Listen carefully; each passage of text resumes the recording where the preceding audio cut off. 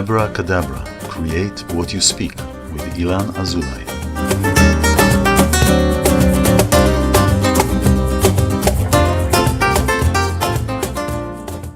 Hi, welcome to Abracadabra, create what you speak. I'm Speak-iLan Azoulai, spiritual mentor, a sound therapist for you who are ready to reclaim your power, remember your gifts, and shine them to the world, all with no fear and only love.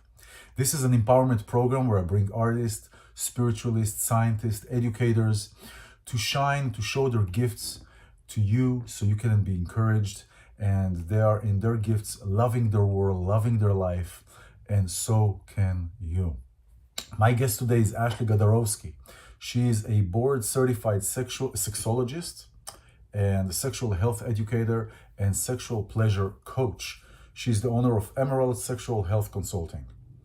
She provides one-on-one coaching and creative workshops on sexual pleasure and sexual fitness, and she helps her clients reach their full sexual potential.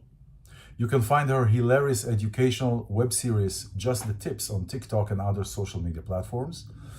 Ashley also provides consultation and training to professionals in hospital settings, school systems, and behavioral health organization. She received her bachelor's degree in psychology and her master's degree in sexuality education from Widener University. So without further ado, I want to invite Ashley. Hi, Ashley. Thank you very much for being here. Thank you for coming on. It's really exciting. How are you? And maybe you can talk about yourself more because you might do a better job than I did. Yeah, no, thank you so much for having me. I really, really appreciate you allowing me on your platform. Sure, absolutely, absolutely. So Ashley, this is sexuality is a topic. While it is a very sacred topic, the way that I look at it, it's also very pleasurable. And the reason I say also because many times, you know, there is a taboo on different areas or in sexuality in general, in different connotations, in different households, in different environments, all kind of situations. Could you tell me what kind of clients do you work with? What kind of people do you work with, and how did you get into deciding, oh, you know what, this is what I'm going to do? Yeah. So I'll start with the first question, my types of clients. So right now, I specifically work with adults.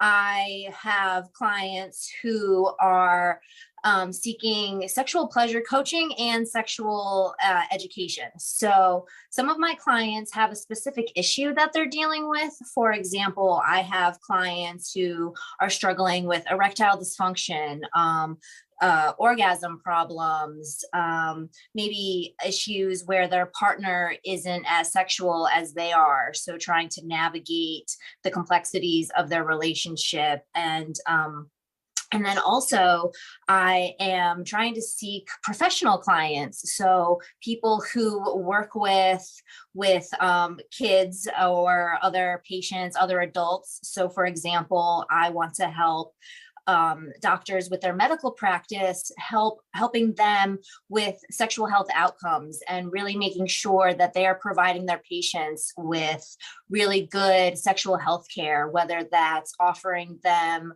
just the opportunity to talk about their sexual health and really being able to provide them that comfort and stuff. Because I realized that I would be giving people advice like, oh, talk to your doctor about that. Like, unfortunately, I can't talk to you about this, and this, because that's more of a medical issue. And then I would find that these doctors aren't actually comfortable talking to their patients about sex. So I needed to make sure that I was giving them the right advice, and I didn't want to send them to people that weren't going to be comfortable with them. I hear you. Yeah.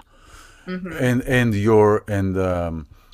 And your approach obviously is different for, let's say, private clients or clients that are seeking sexual education versus sexual pleasure.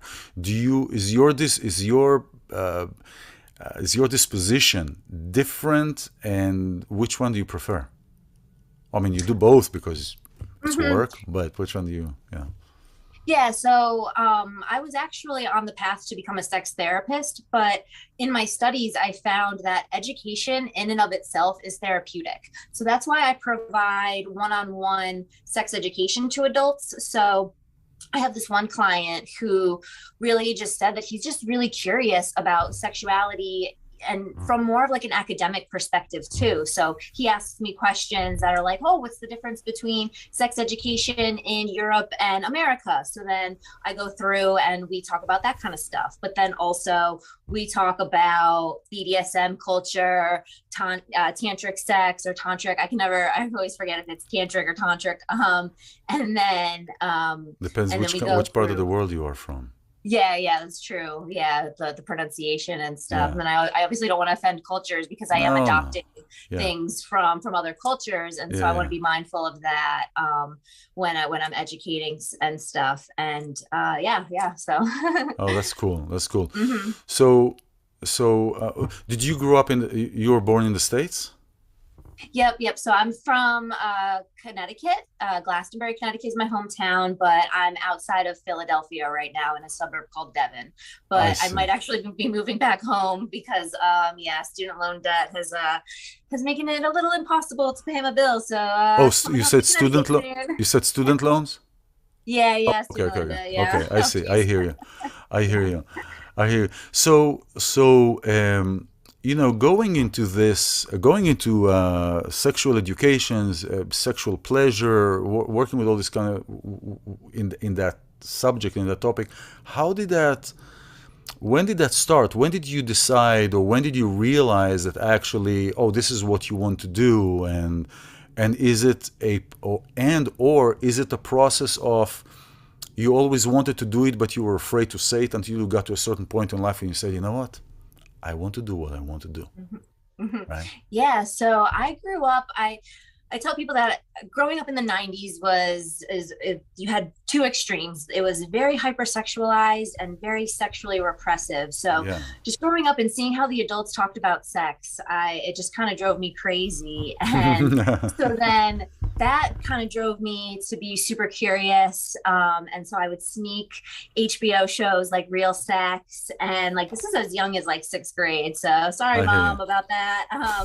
But then that really just drove me into having a really big curiosity, and definitely from more of a psychology perspective, from like a spiritual perspective, a behavior perspective, culturally. And and so then I was like, my end goal is to have my own show. And actually HBO stopped doing all their adult content, so I'm like, man, my dreams, I'm just gonna have to I'll have to figure out a way. But I think there's like stars and all these other Yeah, in the fancy 90s, you didn't have iPads and you didn't have the internet yeah. yet, so it was, Uh-huh. yeah, for sure. Yeah.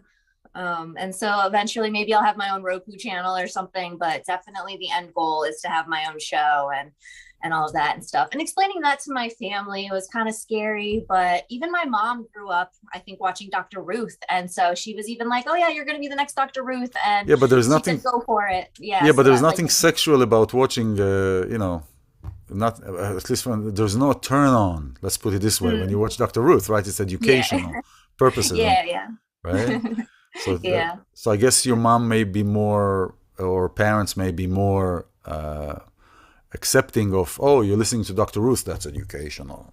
hmm So, Okay. Yeah. I you know, totally get what you mean. Yeah. so the Yeah. Because my taboo. thing, Yeah, go ahead.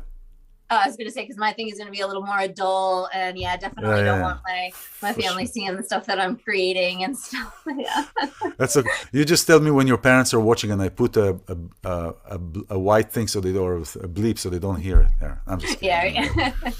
No, so actually there is the difference between, because I remember also as the adults' responses. I also since a very young age was very sexual, and what would happen is that when we watch TV, eventually when we had a TV, but watch TV because I grew up in the 70s and 80s, so we would have when we'd have a TV, and there would be even a kissing or a makeout session in the TV or in the program. That's when I would become interested, and that's where I would be silenced. But then the adults and the parents and everybody suddenly decided to talk, and suddenly decided to walk in front of the TV nonchalantly, as if nonchalantly, right? And I was like, come on, get out of here, you know? It's like, and if there was a rerun of the film, I would watch it when my parents would go, or when parents wouldn't be there. And so there is a difference between the approach to the educational part versus the pleasure part. So what I'm noticing is that there is like a taboo on the pleasure part, although everybody's enjoying, everybody's a pleasure. So what do you think is this taboo about? What do you think is this holdback, or why are we not so open? Because it you know, it is so. I think it has to do with fear and control and all these kind of things, and all these places that we want to hold back from expressing our full self as if it is a bad thing. You know, but sexuality in spirituality is a very sacred place. It's very high, high in the ascension process, or in the ascension levels, if you will. You know, it's very high, very sacred. So why do you think it is? Why do you think? I mean, did you run across this? Did you talk to people about this? The difference between the educational and the pleasure.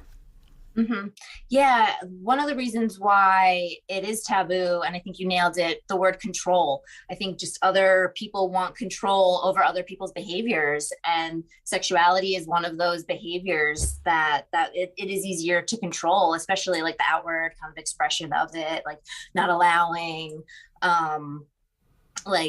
clubs or like adult places. Everything has to be underground, or if it is like an adult shop, it has to have a silly name. Like it can't just say like adult sex toys sold here. It has to be like, oh, the pleasure den or something. Like you can still have the word Okay. pleasure in it, but it's Yeah. still always like hidden and stuff. And I mean, I obviously don't want to scare all the conservatives and being like, Emerald Sexual Health is going to make sexual positivity everywhere. And that's not exactly what I want. I just want adults to be able to openly talk about it without shame, and then also having more places to go where they can get help for it, and not having it be so censored and all that. Yeah.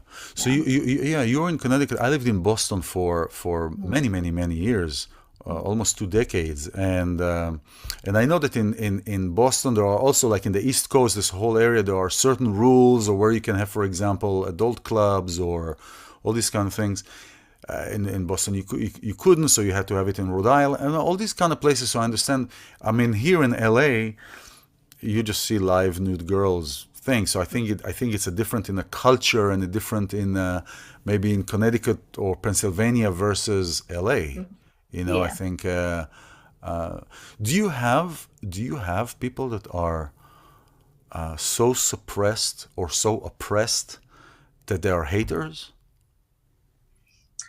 I haven't, not in my practice per se, but I do see that like being observed, like just maybe like the whole conservative kind of thing with like what's happening in Florida and the Don't Say Gay bill. I think that the lack of sex education scares adults, and so then they're able to get manipulated and saying like, oh, they're teaching your kids about all of this stuff, but it's really building up with education and stuff. And so yeah, with all of that, they're able to manipulate people into believing that sex education is going to like make your kids promiscuous or anything, but really it's going to help your kids understand themselves and their body image, protecting them from predators and all of that. So Yeah. yeah, yeah. Mhm. Yeah, oh, but it is okay at a young age to show them guns and killings, and okay, but Mm. sex no, right? Yeah. Mhm. Well, that off way of thinking is Mhm. has been common of what I consider the old paradigm. You know, Mhm. about old way of living, old way of living. You know, looking at a sexual or sex, or people that have multiple partners. It doesn't matter, but looking at it as a dirty thing, and it's really debilitating. It sometimes it really can cause. So you just mentioned how people look at you. So people judge you, huh? Um, Or did you I think, experience it? Maybe not now, not because how comfortable you are, you know? mhm. Do you feel that Yeah, I people haven't. Like usually if I'm getting like negative comments on TikTok, it's more about like the way I look or something. I haven't what's gotten. wrong with the way I you don't. look? Oh no, You look I mean, great. this just like bullies, just the general I bullies or see, I whatever. see. It's like, oh, this girl's talking about sex, like not another one, like, or yeah, just like stupid stuff. They Okay. and yeah, I think that some of my TikTok videos just aren't getting to that market. I need to start pushing more content that would probably maybe get to someone in Florida who isn't pro sex education. I need to that's one of my goals to kind of get that kind of content So, out there. so how do you approach that? So how do you approach somebody who is viewing it in the way that we talked about now, in a way that is limiting? Or how do you approach them? How do you approach to an audience in Florida Mm. to convince them, or to the idea is to convince them otherwise than what they are, right? That's Mm-hmm. otherwise you wouldn't do that, right? Mm-hmm. And of course to have more people to work with.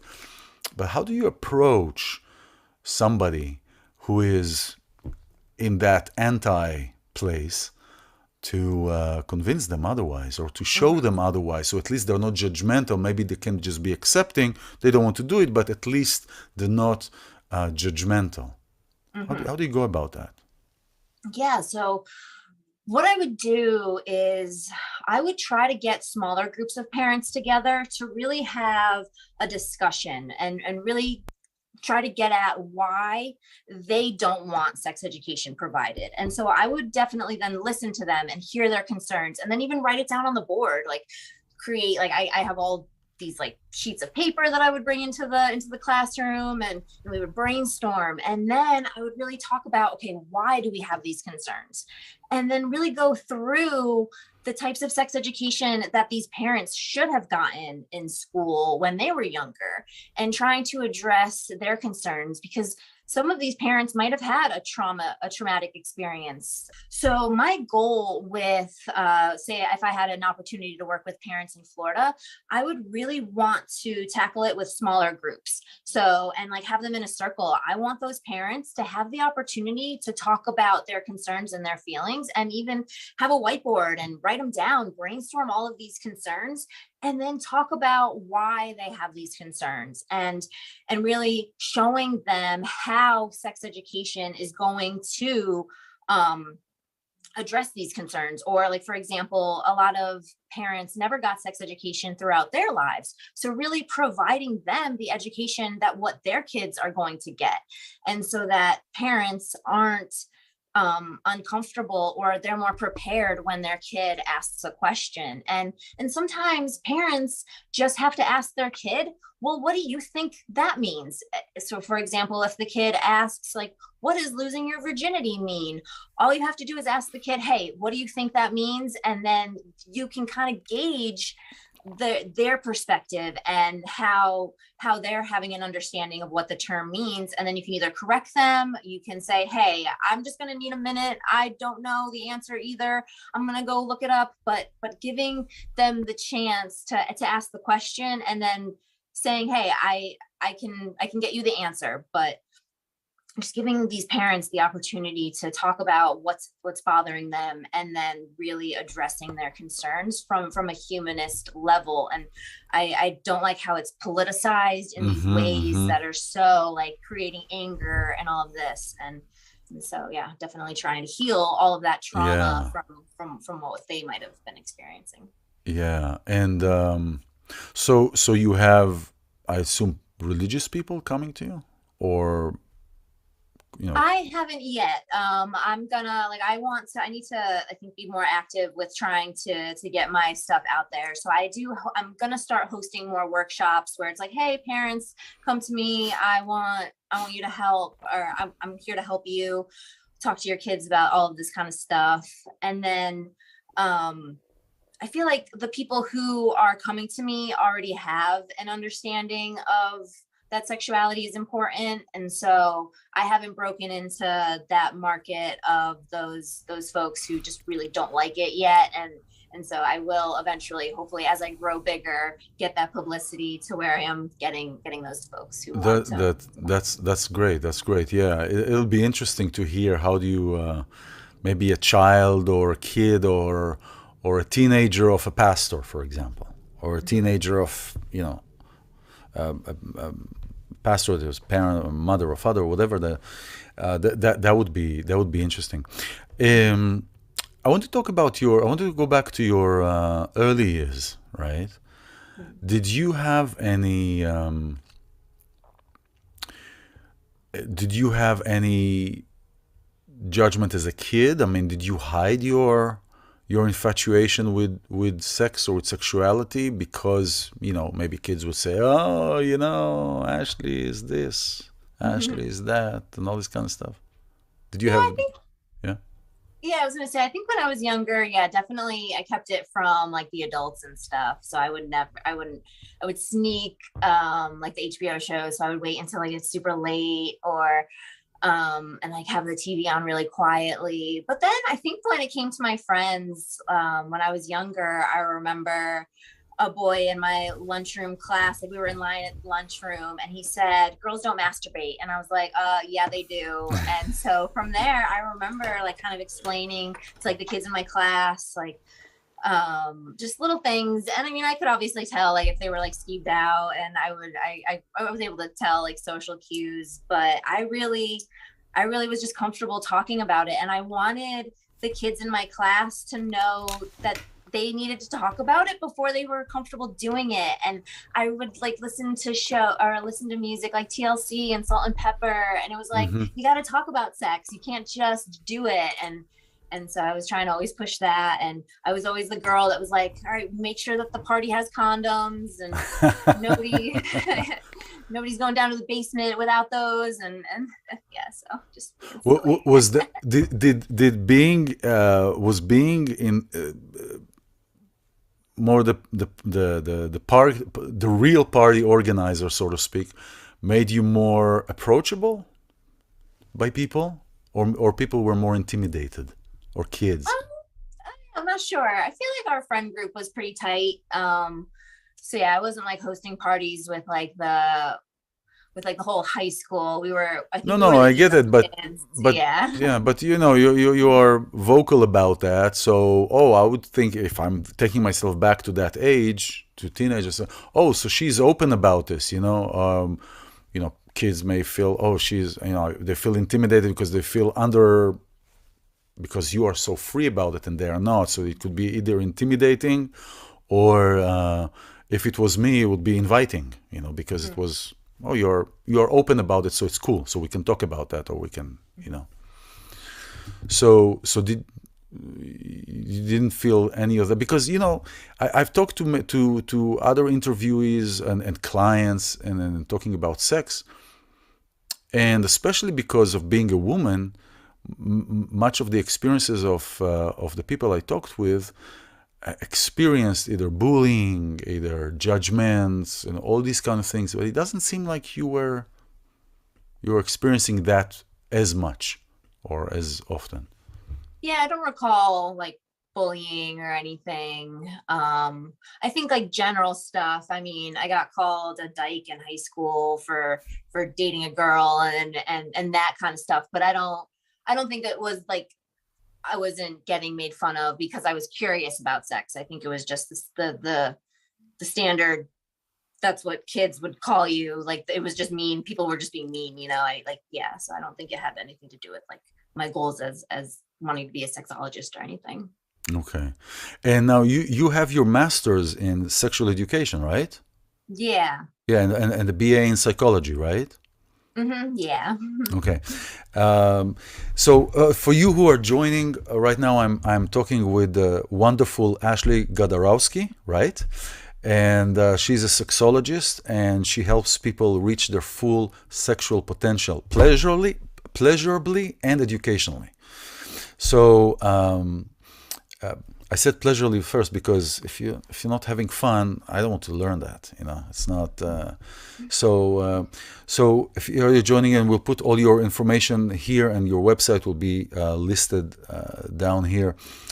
So is there a time that you can tell me about that caused you to seriously shift a perception, even about the subject you're working with, even the topic that you're working with, like, oh wow, okay, like, did you have like kind of aha moments or few aha moments after you decided that you're a sexologist and you're working with people and say, but was there something that you thought you knew, oh great, and suddenly you discovered, oh wow, that is was there a time like that, or were you pretty much smooth sailing? Well, I think I'm having one thought was, at least when I started my business, I always heard the philosophy sex sells. So I thought people would be flocking to my door, coming to get sex coaching. But wow, marketing a business is really challenging. And I think that when I started grad school, I wish I had more of an idea that, like, I wanted to be more independent, and because I always kind of expected, like, oh, I was going to get a job at Planned Parenthood right after grad school, and that actually didn't happen. And I think I waited a little too long to start my own thing. And so I wish I had that aha moment earlier when it came to wanting to start my own business, and really understanding what it goes into it, because now I have to be an expert in marketing. I have to be a graphic designer, a website designer. There's so much more that goes into it, and just trying to reach my dream and being stubborn about what that dream is, especially with the type of sex education that I want to do, and really the approach of how I want to do it. I definitely have to accept the fact that it's not making me a lot of money right now, and that It's kind of thing. coming. It's So coming. yeah. It's coming. Yeah. You're vibrating in your frequency, and it's coming. So it Yeah, is. better. Yeah, yeah, yeah. Just this is, working with people. I work with people on manifestation, on manifesting their desires, their lives. Really, if it's good for them, it's what place do you inhabit within yourself when you want to manifest, when you want to create, when you want to invite into you. What energy do you want to lure? Maybe not lure, but invite into you, right? And so it is. It is there. It is there. It is. You started a path. You're starting a path, and it's wonderful. Um, so what you're saying is that I, it's like I remember this thing saying to myself when I started my film, working on my film. But what you're saying is that if you would know before that you would have that much resistance or work that you don't really care for doing, you might have changed paths, or like you wouldn't do sexual education, you would find something else to do. No, I think that I would have started Emerald Sexual Health Consulting Oh, earlier. as a business, as a own Mhm. standalone. I got you.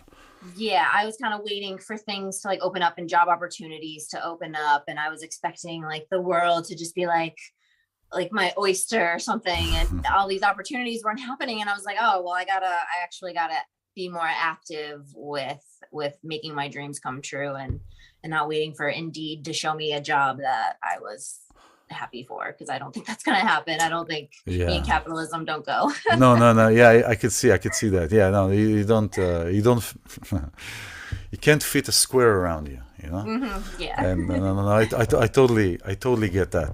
So Ashley, how does a session looks like? Can you do something like I'm coming to you, and I'm like, okay, so I love sex, but really it's not it's not accepted. I shouldn't do this. I mean, I don't know even.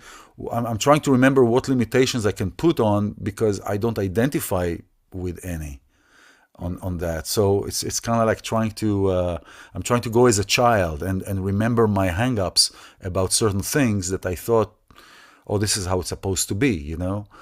Like for example, sex before marriage. Now, you have to understand, I come from a spiritual background, a spiritual look at things, and I do regard having sexual encounters or making love or any or whatever you want to call that as a very sacred, but it's very pleasurable, and you can have fun, and you can have fun just for the sake of having fun. That's totally fine. But how does a session, how do you go about that? Like, what happens in the session? Mm-hmm. Yeah, usually when people email me, they kind of give me a general idea. So some people will say, "Hey, I'm struggling with erectile dysfunction. I'm struggling with having an orgasm.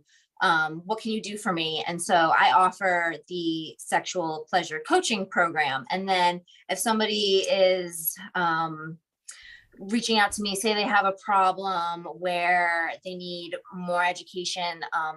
So for example, I had a couple who were curious about starting sex therapy. Well, you need a little bit of education on the types of sex therapy that you're going to get. So for them, I would recommend an educational session.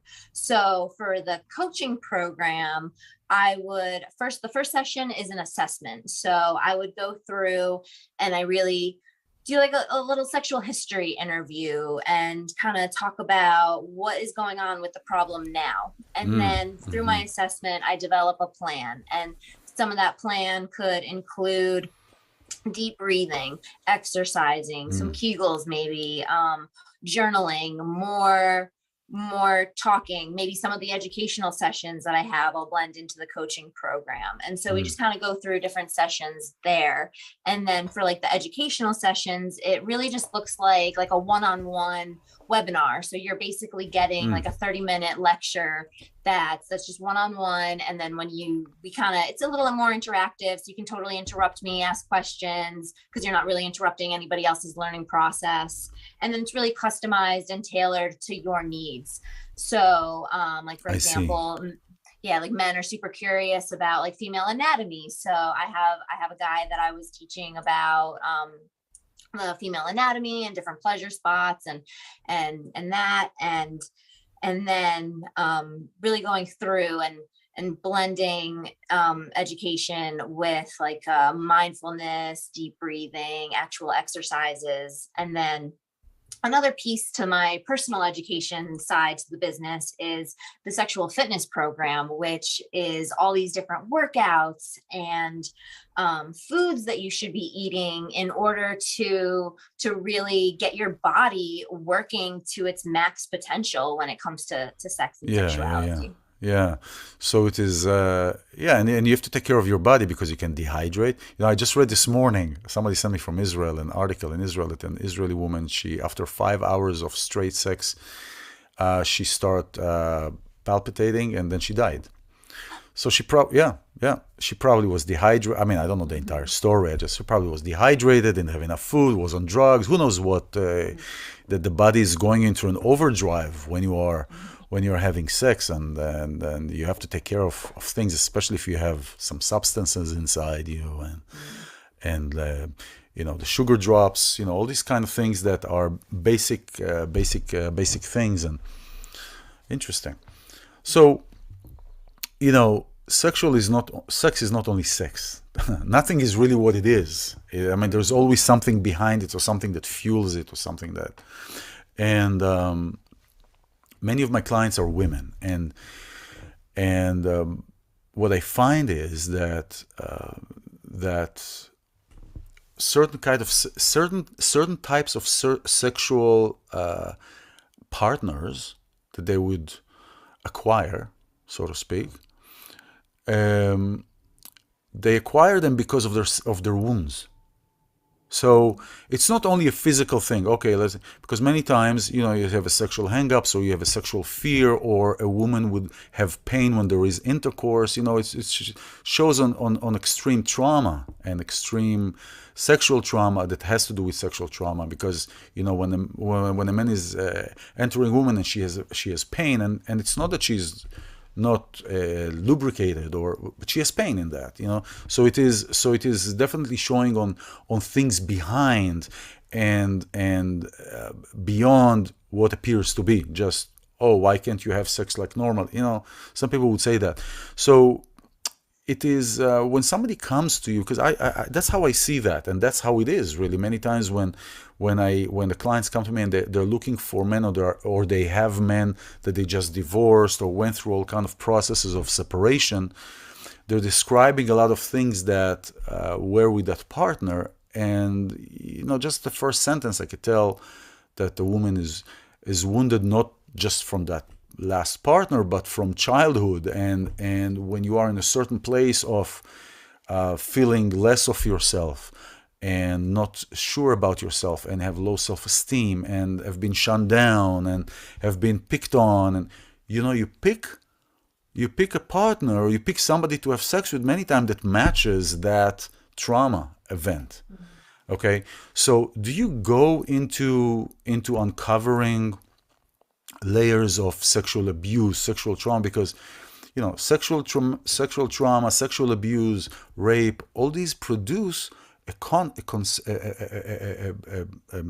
misconception about ourselves, misconception about who should we be with, how should we enjoy, should we enjoy, oh, I cannot say that, or I cannot do that, or no, I'm not touching that, or I'm not doing this, or all these kind of things that are derivatives of experiences that people went through. So how do you deal with this? Does that come up? Do you deal with this, or do you do, just how do you deal with this? Yeah, so I would refer clients who had maybe extreme trauma to a sex therapist, because they are going to help really uncover a lot of the psychological aspects regarding the sexual trauma. Okay. Yeah. Okay. So my coaching program would definitely be more for people who are looking for like a quick goal, not necessarily like long-term trauma and stuff. Or not to uncover. So more of people that know who they are, people that are in their life, we're always learning, but they're healthy, let's put it this way, and they know what they want, and they come to you and they say, listen, I want to get that, how do I go about that? Okay, so I got you. So it is really a healthy sexual life, basically. It's like these are the tools that you're giving. That's great. Let's see. Is there anything else that you want to do, or is this really something that has been in your forefront, and this is really what you enjoy and what you love doing, and I see you're committed to this, which is great. That's why you're here also. Did you have any times that you were like, nah, I don't know? No, I think it was always sexual health education. And I mean, I used to want to potentially be like in the FBI fighting crime. Like I saw myself as like the future Olivia Benson, that kind of stuff. But it was I always had like sexual health in the back of my mind as far as what I wanted to do. So, oh geez, if this doesn't take off, I don't know what the next plan is, because this is the only plan. This is the plan. I like that. That. This is the plan, because then you don't have a way out. You're like, you're going right in. How does it work in your life? If you want, if it's okay to talk about your personal reality, how does it work in your life? So I'm currently single, so it really isn't affecting me too much. And I mean, I have had people ask me like, oh, are your partners intimidated?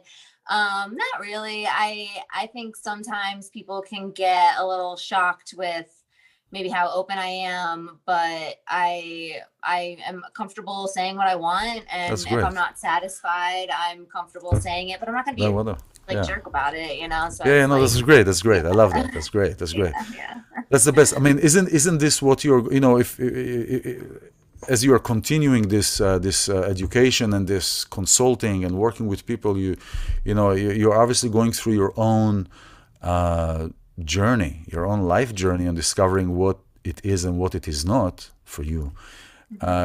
It is about being free and not feeling judged on what you say and how you say it, and really what other people think is none of my business, right? And being in that place. No, so I love it. So that's great. So you can talk about whatever you want and however you want. It doesn't matter. It's all about empowering you and what you do, and anybody who is watching this will reach out to you and will have this this wonderful opportunity to go into this place without judgment, just to go into a place where you can just really enjoy the process. Let's talk even about a different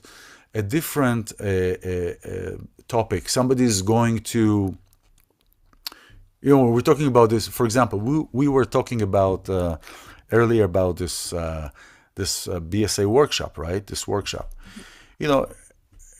going into this many times, you say, oh, what I'm listening to them saying, oh, be happy or joy, or they're doing all kind of activities, and you can say, I'm not going to do that. I just want to hear what they have to say. Or you can say, okay, I'm diving totally in, and I want to say, and I want to apply myself completely into this topic, and I'm here, And this is what I encourage everyone who is watching. Sex is something that we all have, we all use, we all enjoy or not enjoy. Everybody is there. It's like food, There's nobody who is not, there's always going to be business for that. Let's put it this way. Because we're always, it's in it. It's not an elective. So I really encourage you to explore and to find something that is beyond what you're comfortable with. Because we are living, for the most part, or for a part, have frames in our lives, and we have to push the frames to see how can we grow, because only when we're uncomfortable we grow, right? Only when we are comfortable we can push the boundaries. What would you say now to somebody who is watching and they are in Florida, or they are in Kansas City, or whatever? What do you say to them as an invite? How do you invite them into working with you, or into at least listening to what you have to say? Yeah, I think if people are struggling, if they do have a spiritual or maybe a religious block to it, pray to God. Maybe he will say that sex education is okay. And I actually got sex education from some Mormons, and I found that their advice was really, really great. And it's okay to even talk to God about sexual health and your sexuality. And he probably might be open to it. And then I would then invite them to see if they are comfortable with me talking to them about sex in a way that is personal to them. And that's why I like to provide one-on-one sex education, because if someone from Kansas City really is very religious, we can add the religious aspects to that sex education without using religion to hate on people, without using it to shame people. We're using it as a way to be ourselves, and so I would hope that they would listen to me that way. Yeah, no, I'm. This is really great. I'm really happy that you're doing that. I mean, growing up I grew up in a religious family, so it is. Everything had to be in hiding, and everything had to be in shushu, and also, and I think that this hiding. And this shame, because there is shame around it. That's really the overall umbrella, if you will, of shame around this, especially in religious groups. And I think that shame is causing actually the hiding and the extremities to come out more. Mm-hmm.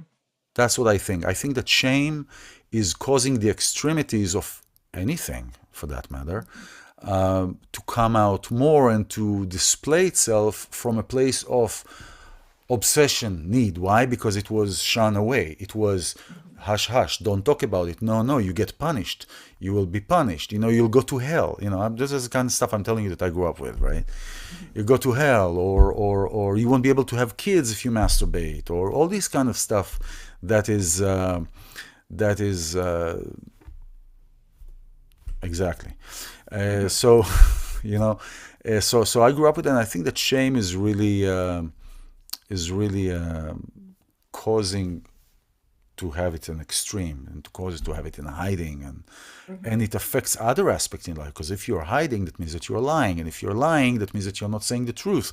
So it went from sex to truth, you see.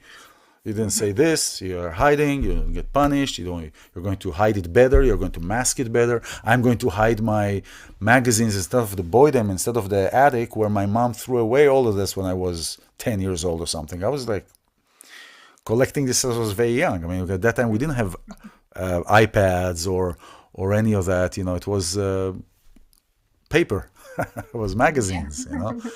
And I was thrown away. And I remember that aside from the fact that I was that I came here already sexually pumped, now add to this the shame, and to not do it, and to constrain, and it goes beyond. Eventually it goes beyond. This is really fascinating. It's really educational and fun. You're fun to talk with, so it's good. Yeah, so that's good. Listen, it's really fun. Let's talk about and do you have anything going on? Do you have a website you want to talk about, and to all your social media, everything where you're doing, and how people can find you? Yeah. So my website is emeraldsexualhealth.com. And then my Just the Tip series on TikTok is, so it's that little @ symbol and then sh_emerald. And then also on my website, I have a links page where it's all of my links. So that's convenient. I got you. And then, so on Tuesdays and Thursdays, that's when I have sexual fitness workouts. So that's actually launching tomorrow. That's when I'm premiering it. There you go. And okay. Yeah. And so by the time this airs, your this one will be on air already by the time that this program airs. Yeah. Okay, great. Awesome. Yep. And then Wednesdays are dedicated to workshops. So in the mornings, I have some professional workshops. So if you're a medical doctor, maybe a behavioral health specialist, these workshops are for you. And then at night, starting 8 p.m., 9 p.m., and 10 p.m. Eastern time, I have workshops like sexual pleasure workshops. So for example, Sexual Positivity 101, the 8 steps to a banging sex life. So these are all great workshops for people who want to learn more about sexual pleasure. I see. Yeah, you're talking about that, and I'm talking because I work with frequencies and sound, and everything has a frequency. Everything is a frequency sound, even the state that we want to be in. So each part of our body has a frequency.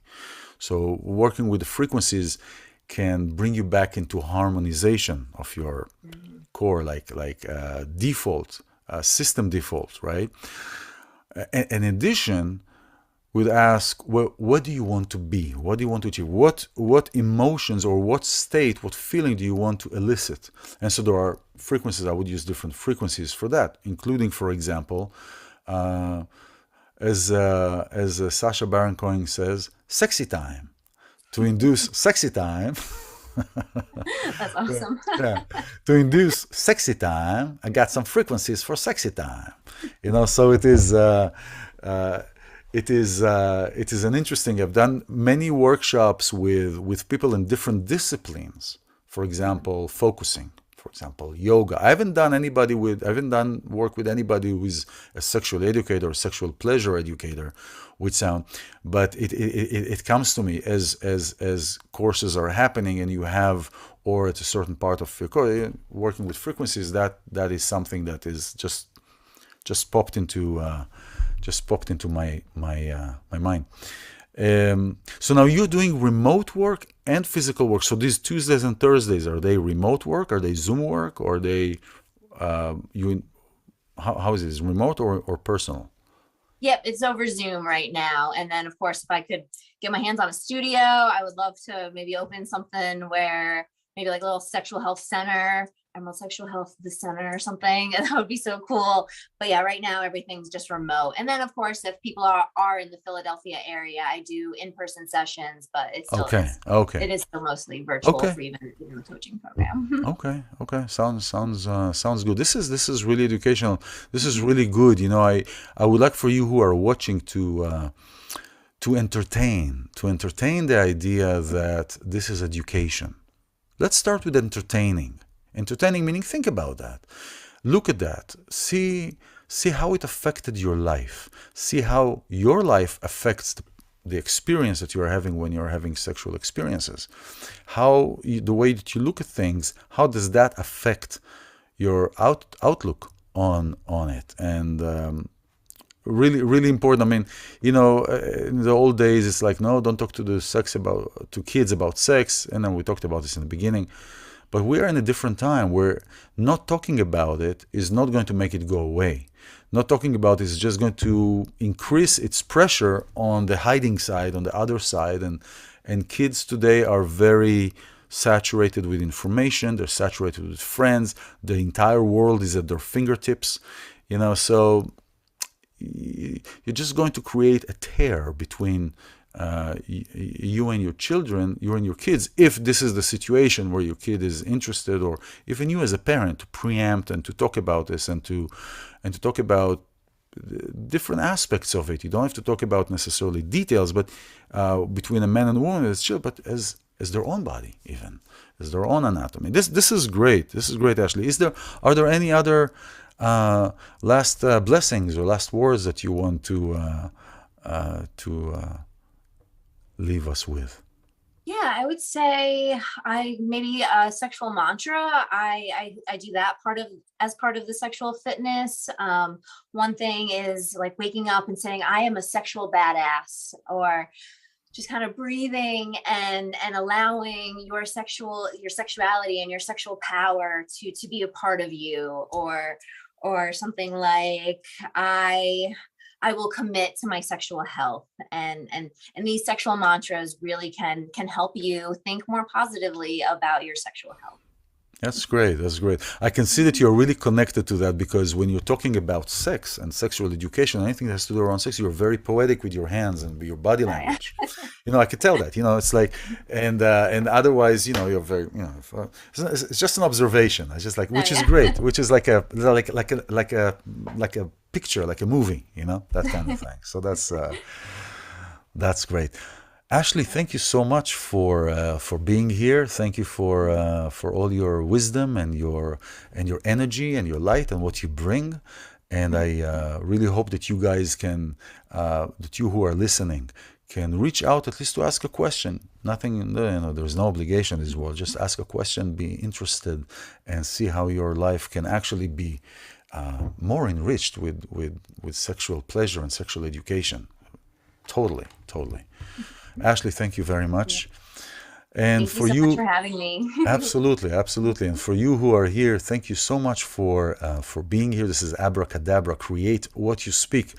Create your magic. I'm Speak-iLan Azoulai. Thank you for being here, and have a wonderful week.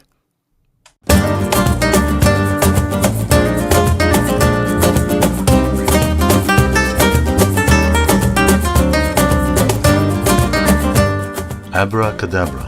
Create what you speak with Speak-iLan Azoulai.